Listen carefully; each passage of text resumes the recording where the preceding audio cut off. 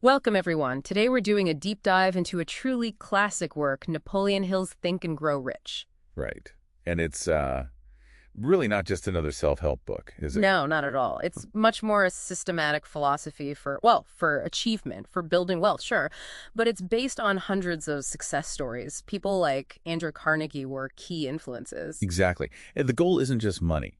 Hill talks about achieving intimate satisfaction, that deep sense of purpose. So our mission today is to really unpack how Hill believed thoughts can literally become, reality, material reality. It's a huge idea. Let's start with the absolute core of it all, this idea that thoughts are things. It sounds almost, I don't know, simplistic. It does on the surface, yeah. But Hill digs deep. He's not talking about just any random thought or wish. He means a burning desire. That's the phrase he uses over and over. It's the real starting point. Absolutely. A burning desire. It's intense. Think about Edwin C. Barnes. He didn't just want to work with Thomas Edison. He had this fierce, unwavering determination to be Edison's partner.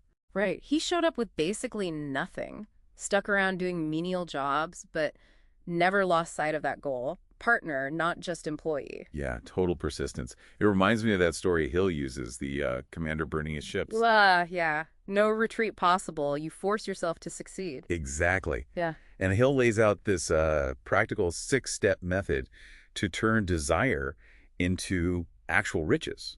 We can't go through all 6 right now, but step 6 is crucial. That's the one about writing down your goal, clearly. Right, writing it down and then reading it aloud twice a day. Yeah. But here's the key part, visualizing it and feeling like you already possess it. That mental rehearsal. It's about programming your subconscious, isn't it? Precisely. You're pre-programming your mind to expect and create that outcome. Which ties right into faith and what he calls auto-suggestion. You're essentially building faith. Yeah, faith isn't just like given. Hill argues it's a state of mind you can cultivate through these repeated affirmations, these auto-suggestions, charged with emotion. And the subconscious mind.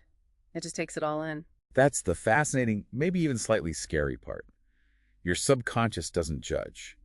It accepts any strong, emotionally charged thought, positive or negative. So misfortune, lack of success, that could actually be something we unintentionally create with negative beliefs. Hill certainly thought so. Yeah. It implies we really need to guard our thoughts. The key is that combination. Conscious, repeated input plus strong emotion. That's how you steer the subconscious. Okay, so how does this apply to knowledge and actually doing things? Hill had a different take on being educated. He did. Not about having tons of general knowledge stuffed in your head. Right. It's about knowing where to get the specialized knowledge you need, often through what he termed a mastermind group. Like Henry Ford. Ford didn't know everything, but he knew how to surround himself with people who did. He could get the answers. Then imagination, that's the workshop, right? The workshop of the mind, yeah. That's where desire starts to take real form, where plans are born. You need imagination to see what isn't there yet, like Ford pushing for that V8 engine. Exactly. His engineer said, impossible. One solid block. Can't be done. But Ford insisted. He forced them to use their creative imagination to find a way. Ideas really are the beginning point. That idea of combining brain power leads perfectly into the mastermind alliance concept. Yeah, he defines power as organized and intelligently directed knowledge. And the mastermind is how you achieve it. And it's got 2 sides to it. 2 sides. There's the obvious economic benefit, getting diverse advice, different perspectives. But then there's the psychic aspect. That's the wild part, where he says when 2 minds connect. They create a third, invisible, intangible force. Something greater than the sum of its parts. He believed this taps into what he called infinite intelligence. A kind of universal knowledge source. Sort of, yeah. And Carnegie apparently credited his entire fortune to his mastermind group. 50 people.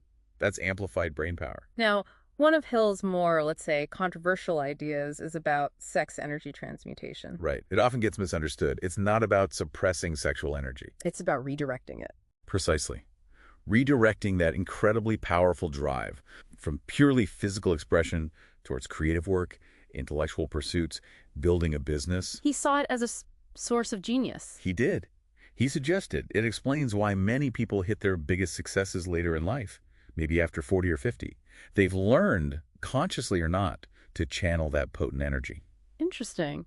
But before any of this works, Hill says you have to clear the decks mentally, deal with fear. Absolutely. Indecision, doubt, and especially fear. He lists the 6 ghosts of fear. Poverty, criticism, ill health. Loss of love, old age, and death. Yeah. He believed these fears hold people back more than anything. They undermine everything. And his answer to that is pretty direct. Very direct. You have absolute control over your thoughts. It's your divine prerogative, as he put it. Failure often comes down to not deciding, letting doubt creep in, letting fear run the show. It really puts the responsibility back on us, mastering our own minds. Totally. Our biggest limits are often the ones we place on ourselves. So when you boil it down, Think and Grow Rich is like a manual for mental engineering. That's a great way to put it. It argues success isn't luck. It's applying these principles deliberately, starting with your thoughts, organizing knowledge, taking action, and just being resilient. So let's leave everyone with this thought. If your subconscious mind truly acts on any thought, you feed it with strong emotion. What are you consistently feeding yours? What reality might you be building, maybe without even fully realizing it? Something to really think about.